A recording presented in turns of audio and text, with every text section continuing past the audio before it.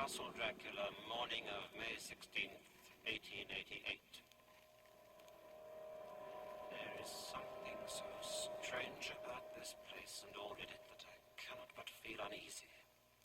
I wish I was safe out of it, or that I had never come. If there were anyone to talk to, I could bear it, but there is no one. I have only the Count to speak with, and he... I fear I am myself the only living soul within the place. Let me be prosaic, so far as the facts can be. It'll help me to bear up, and imagination must not run riot with me. If it does, I'm lost. Let me say at once, where, in what strange way it was first intimated to me that my journey here might end more strangely than it began.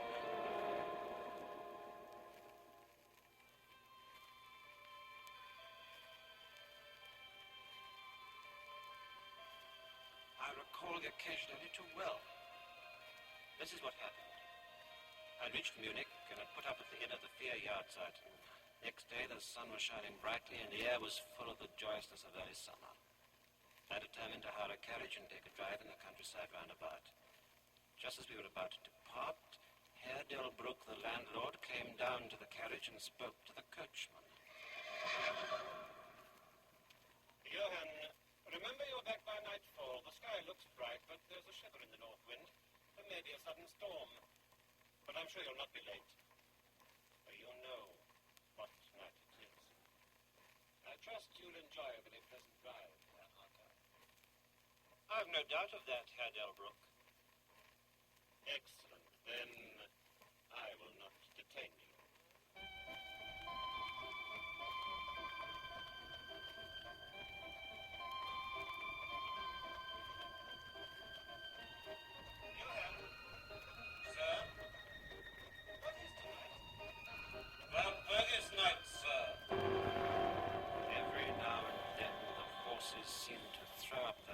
And sniff the air suspiciously.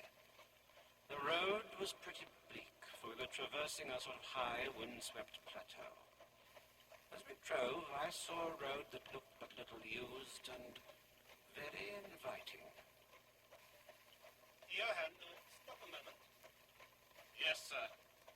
Whoa there, whoa! I think I'd like to drive down that road. Over to the left. It is really not very interesting, sir. All the same, I would like to see where it leads. Much better not, sir. Much better not. Well, Johann, I want to go down this road. I shall not ask you to come unless you like. But tell me, why do you not want to go? It is Walpurgis night, sir. Walpurgis night. But what...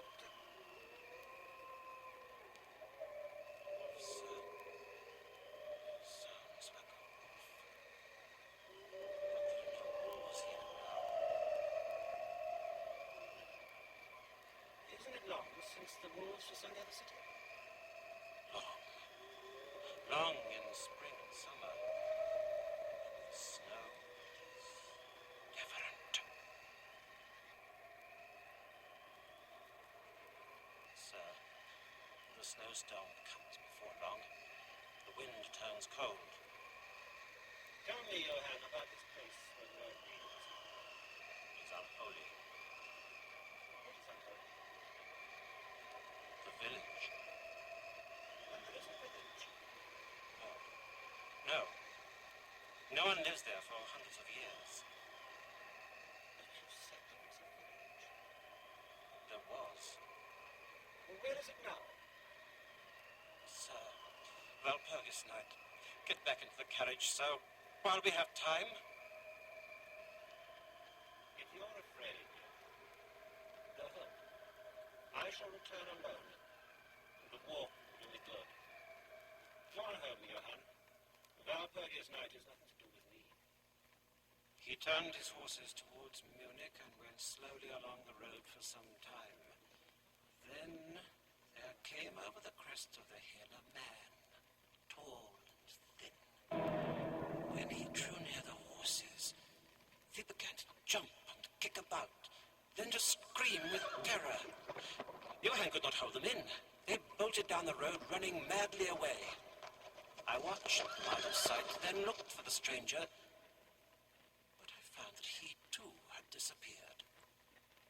The ground I passed over now was much more picturesque, with the charm of beauty over all.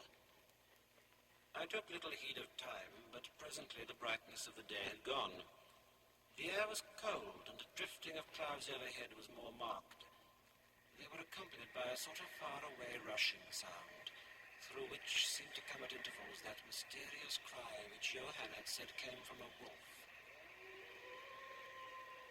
As I looked, there came a cold shiver in the air, and the snow began to fall. Darker and darker grew the sky, and faster and heavier fell the snow, till the earth before and around me was a glistening white carpet, the further edge of which was lost in misty vagueness. In a little while I found that I must have strayed from the road. The wind grew stronger, and the snow was now falling so thickly and whirling about me in such rapid eddies that I could hardly keep my eyes open. Every now and then the heavens were torn asunder by vivid lightning, and in the flashes I could see ahead of me a great mass of trees, chiefly yew and cypress, all heavily coated with snow.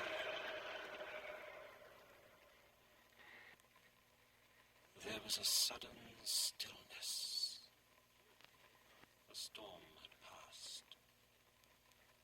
Suddenly the moonlight broke through the clouds. I was in a graveyard. Before me was a massive tomb of marble as white as the snow that lay on and all around it. Impelled by some sort of fascination, I approached the sepulchre to see what it was and why such a thing stood alone in such a place. I walked round it and read over the door, Countess Stollinger of Graz in Styria, sought and found dead, 1801. On the top of the tomb, seemingly driven through the solid marble, was a great iron spike or stake. On going to the back, I saw, graven in great Russian letters, "The dead travel fast." Valpurgis night. The devil is abroad, graves open, the dead come forth and walk. All evil things of air and earth and water hold revel. This is the very place Johann specially shunned. This is the depopulated village of centuries ago. This is where the vampire lies. Now a perfect tornado burst upon me. The only spot that seemed to afford refuge was the deep Doric doorway of the marble tomb. Then, as I crouched against the massive bronze door, it moved slightly and opened inwards. I was about to enter when a flash of forked lightning lit up the whole expanse of the heavens. In that instant, I saw a beautiful woman with rounded cheeks and red lips, seemingly asleep. Another blinding flash struck the iron stake that surmounted the tomb and poured through to the earth, blasting and crumbling the marble in a burst of fire. Lapped in the flame, the dead woman rose for a moment of agony, and her bitter scream of pain was drowned in the thunder crash. The last sight that I remembered was a vague white moving mass, as if all the graves around me had sent out the phantoms of their sheeted dead, and that they were closing in on me through the driving hail, while the air reverberated with the howling of wolves.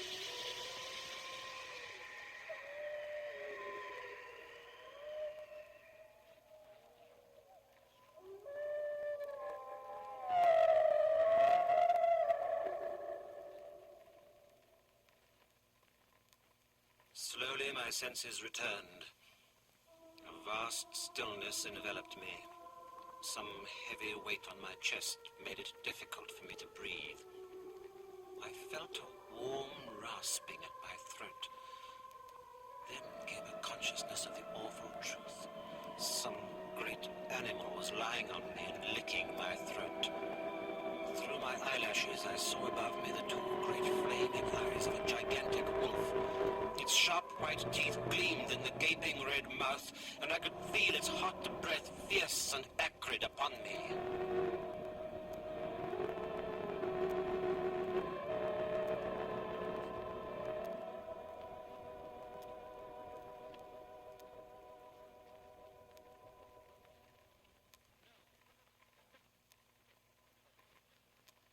very far away I heard...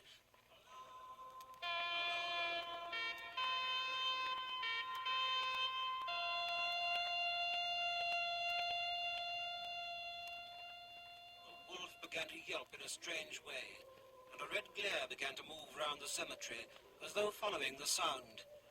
As the voices drew closer, the wolf yelped faster and louder. All at once there appeared a troop of horsemen bearing torches. The wolf rose from my breast and disappeared among the tombs. Good news, comrades. His heart still beats. Did you find the wolf? No. No, come away. Quick, quick. This is no place to stay, and on this of all nights. What was it? It indeed. A wolf, and yet not a wolf. No use trying for him without the sacred bullet. Serve us right for coming out on this night. Truly we've earned our 1,000 marks. There was blood on the broken tomb. The lightning never brought that there. And for him? Is he safe? Look at his throat. See, comrades. The wolf has been lying on him and keeping his blood warm. He's all right. The skin isn't pierced. What does it all mean? We should never have found him but for the yelping of the wolf. What became of it? It went to its home. There are graves enough in which it may lie. Come, comrades. Come quickly. Let us leave this cursed spot. When we arrived at the Vier Jagdzeiten, Herr Delbruck rushed so quickly down the steps to meet me that it was plain he'd been watching from within. Thank God you're safe, Herr Harker. Thank heaven you're not harmed. But, Herr Delbruck, how and why was it that the soldiers searched for me? I was so fortunate as to obtain leave from the commander of the regiment in which I served to ask for volunteers. But how did you know that I was lost? The driver came here with the remains of his carriage, which had been upset when the horses ran away. But even before then, I had this telegram from the Count whose guest you ought to be. Read it, Herr Harker. Be careful of my guest. His safety is most precious to me. Should aught happen to him, or if he be missed, spare nothing to find him and ensure his safety. There are often dangers from snow and wolves, and night. Lose not a moment if you suspect harm to him. I answer your zeal with my fortune. Dracula.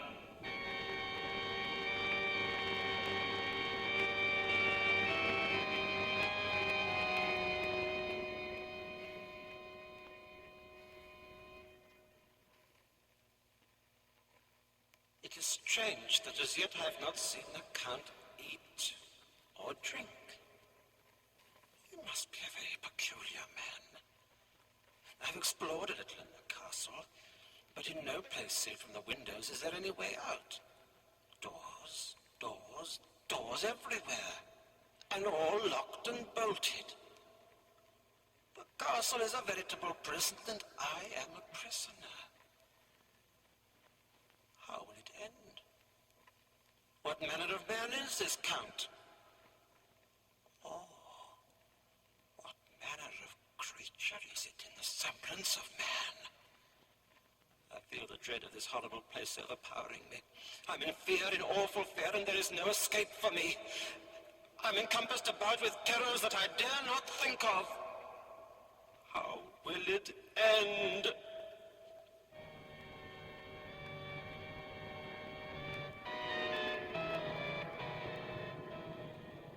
Castle Dracula, May 17th, 1888. Last evening, I had barely finished writing in this journal when the Count came in to me and said, I trust you will forgive me, but I have much work to do in private this evening. You will, I hope, find all things as you wish. But let me advise you, my dear young friend, nay, let me warn you with all seriousness, that should you leave these rooms, you will not by any chance go to sleep in any other part of the castle. It is old and has many memories, and there are bad dreams for those who sleep unwisely. Be warned. Should sleep now or ever overcome you, or be like to do, then haste to your own chamber or to these rooms, for your rest will then be safe. But if you be not careful in this respect, then who can help you? When he left me, I went to my room. After a little while, not hearing any sound, I made a thorough examination of the various stairs and passages, and tried the doors that opened from them. Presently I found myself in a portion of the castle evidently occupied in bygone days, for the furniture had more air of comfort than any I had seen. But there was a dread loneliness in the place that chilled my heart and made my nerves tremble. Still, it was better than the rooms which I had come to hate from the dread presence of the Count. So here I am, sitting at a little oak table, writing in my diary in shorthand all that has happened since I closed it.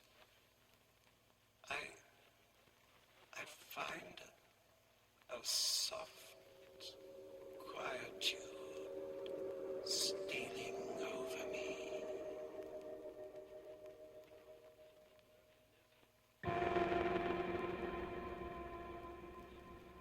Castle Dracula, May the 18th, 1888. God preserve my sanity, for to this I am reduced. Safety and the assurance of safety are things of the past. Whilst I live on here, there is but one thing to hope for, that I may not go mad. If indeed I be not mad already, if I be sane, then surely it is maddening to think that of all the foul things that lurk in this hateful place, the Count is the least dreadful to me. That to him alone I can look for safety, even though this be only whilst I can serve his purpose. I suppose I must have fallen asleep. I hope so, but I fear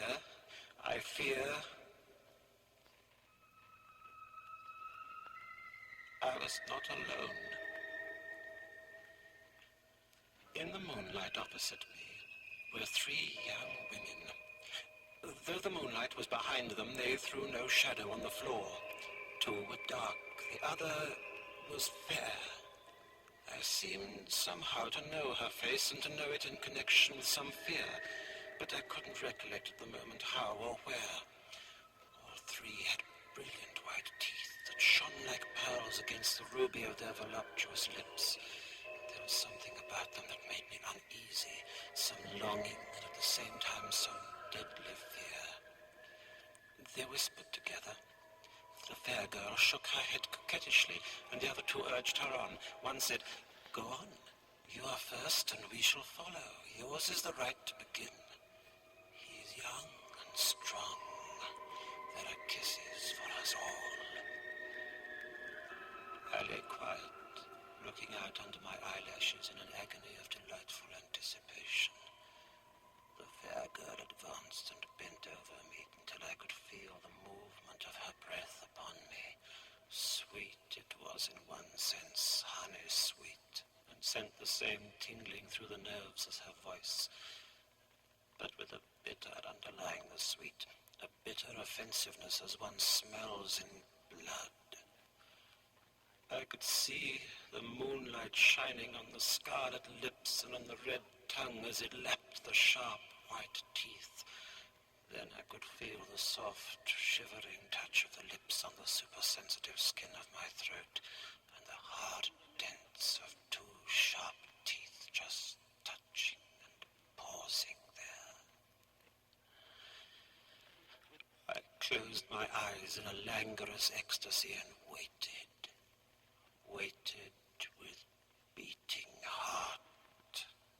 But at that instant, another sensation swept through me as quick as lightning. I was conscious of the presence of the Count and his being as if lapped in a storm of fury. As my eyes opened involuntarily, I saw his strong hand grasp the slender neck of the fair woman, and with giant's power draw it back. Her blue eyes were transformed with fury, her white teeth champed with rage, and her fair cheeks blazed red with passion. "How dare you touch him, any of you? How dare you cast eyes on him when I have forbidden it? Back, I tell you all. This man belongs to me. Beware how you meddle with him, or you'll have to deal with me. The fair girl turned to answer him. You yourself never loved. You never love. Yes, I too can love. You yourselves can tell it from the past. Well, now I promise you that when I am done with him, you shall kiss him at your will. Now go. I must awaken him, for there is work to be done. Go. As I looked, they disappeared. They seemed to fade into the rays of the moonlight and to pass out through the window. Outside the dim, shadowy walls, gone entirely.